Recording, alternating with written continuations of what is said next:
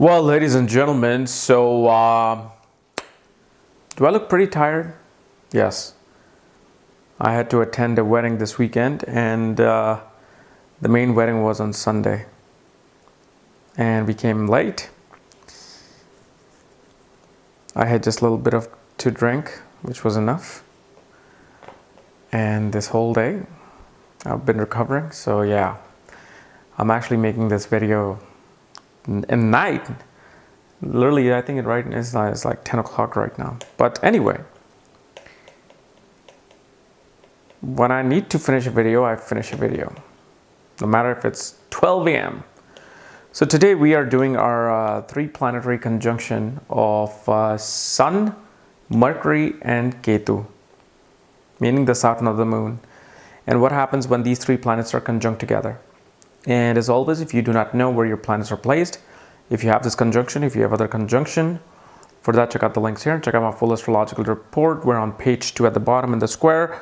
You'll see exactly where your planets are placed, and you'll also see my book Astrology, Conjunction, and Aspects of the Speed of Light at this link here. So, Sun, Mercury, and Ketu. Many people are afraid of this conjunction. And when I'm talking about this conjunction, mainly, you have to imagine that these three planets are very closely conjunct. If these three planets are like 20 degrees apart, 15 degrees apart, the power of conjunction kind of becomes like light. It'll be there, but it's light. And Sun, as you know, represents your father, fatherly figures, government, ego, self-esteem. It's a significator of your soul. And soul kind of comes out through your personality.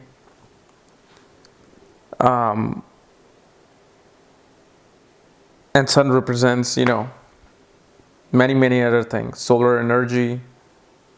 It's also, in a way, significator of children as well, because it originally rules the 5th house, along with Jupiter.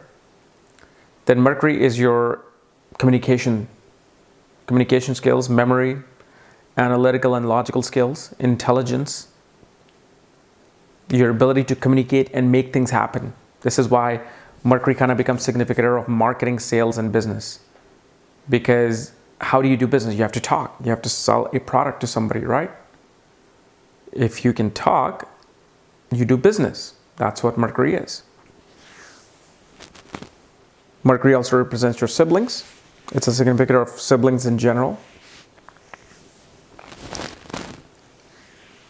It represents writing, journalism, mathematics, or maybe it's more like accounting, money management. MBA is like equivalent to Mercury. Then comes Ketu, the south node of the moon. Ketu represents separation, isolation. It's a significator of liberation, as in moksha. It's quite a spiritual planet because spirituality is literally letting go of everything. Ketu can also represent terrorism and explosion. Ketu represents electricity.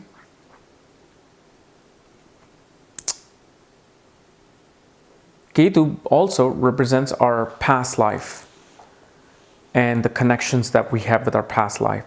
So wherever Ketu is placed, it also shows some sort of a past life connection. Whether good or bad, you have to understand that Ketu acts depending upon the sign it's placed in.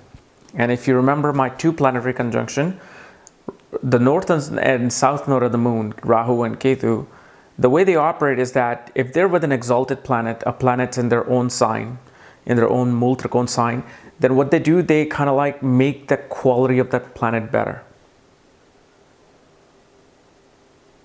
Like Rahu will explode the good qualities of that planet. What Ketu does, if Ketu is with an exalted planet or a planet with a Mul Trikon or its own sign, it makes a planet more humble. It loses its ego regarding those things. Like you'll notice, Jupiter and Ketu conjunction, a person is not really attached to money. They may be billionaires, millionaires, but they're not attached to money. They're attached to the knowledge that they get from and through their work. So same thing happens here. the meaning of this conjunction would really depend upon where Sun is placed. How Sun is placed, what house and sign it's in. So I'm going to pretend it's neutral. We have no sign. So what happens is, first of all, this person, if let's say it's in a normal sign, like neither good, neither bad, shows that your father must have been your best friend in the past life. And you would have a great relationship with your father because it shows a past life connection with the father and siblings. Shows you're here to fulfill some journey with your father that you could not finish in your past life. Perhaps your father was your best friend and somehow you guys separated. You must have had some project going on. And if it was a tragic separation, then what happens is that frequency, that tragic frequency, stays in the air until our soul's vibration comes in and again makes that vibration come alive so it can finish its journey. It's all about frequency, I'm telling you. One day I'll have to make a video on frequencies, how they react. And so the ghosts that you see, all the malefic and benefic entities we encountered, their frequency left in the air. The soul is gone. It's the frequency left. So that's what you see. You can also see that your father was quite a skinny person too. Like no matter what he ate, how much he ate, he would never lose or he would never gain weight. Because I've seen it many, many times, especially in physical, like, oh, okay, you have this conjunction. Yeah, I can see why. Father's like tall and slim. Also shows that your father could be an accountant because Mercury and Ketu conjunction makes a person good at calculating things, calculating numbers, good at mathematics, good at physics. Shows your personality is quite humble. You're not attached to your ego. For you, when you talk to people, even if you're a billionaire, you would, if you come across an elder, you would bow to them and you would be like, hey, how are you? Give me blessings. And you talk to them. If Rahu's there, yeah, Rahu is same energy as Ketu, but it's going in the other way. They're like, I'm a billionaire and here you are, okay. So they're going to react more like, yeah, I'm something. How are you? Where Ketu and Sun and Mercury conjunction would be like, they will communicate in a more calm manner, softer manner. They would not, it's like when you talk to them, you're like, wow, really? You are the CEO of Tata? Or you're CEO of this big Fortune 500 company? I don't even know. So that's what Ketu does. It's this energy. It's just imagine it's kind of like this black magic energy. Just like it's like as much as you want to, you just don't. Also, your communication takes time to develop. You don't talk as much growing up. And if, let's say, this conjunction happens, let's say below the normal level of a good sign, then it can show that you were probably separated from your father. Your father was quite distant, maybe traveled a lot. Your siblings and you have a very distant relationship. And your communication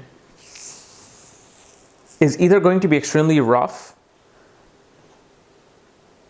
You will curse, you will, say all sort of malevolent things. At the same time, you're going to be it's going to become too fiery. Because remember, Ketu is the reflection of Mars. It feels like it has already conquered something. Mars is, like, okay, let's conquer it. Let's go and do it. Ketu is like, man, I've already done it. Give it to me now. So this person may behave in a way that, no, this belongs to me. What do you want? Get out of here. That's like that, maybe that debilitated sun. The ego is eclipsed. The personality is eclipsed. This person, until like they turn their mid-30s, don't really know what they're doing. What are they following? And after this eclipse of Rahu and Ketu kind of like comes out, that's when they're like, oh, wow, I was this. Oh my goodness. But what this also shows, if let's say we go back to a normal sign position,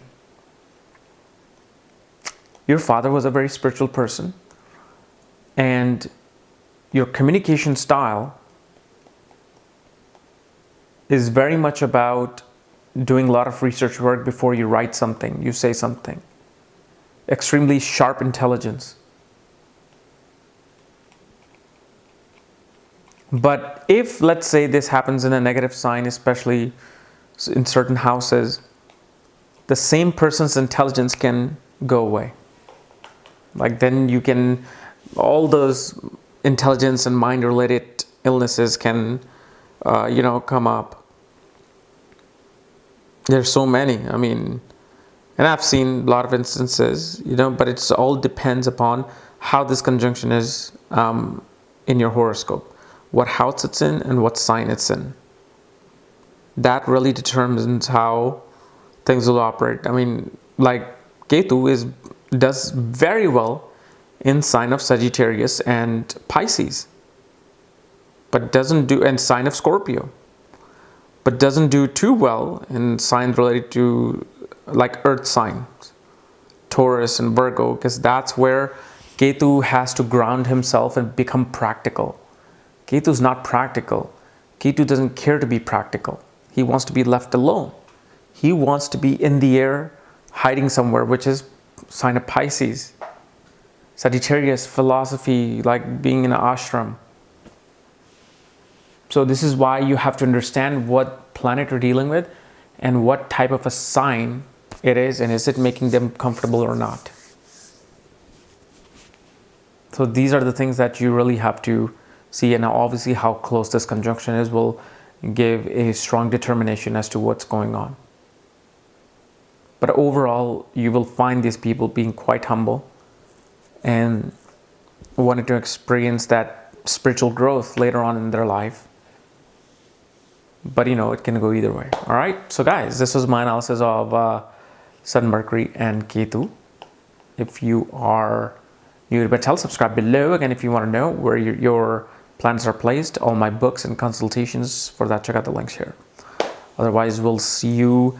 Oh, by the way, actually, I might have Saptarishi group, especially Mr. Sunil, who runs this Saptarishi group on KRSchannel, to enlighten you all with Bhrigunadi Jyotish, BSP, Bhrigunandinadi, to show you how basic astrology 99 makes miracle predictions out there.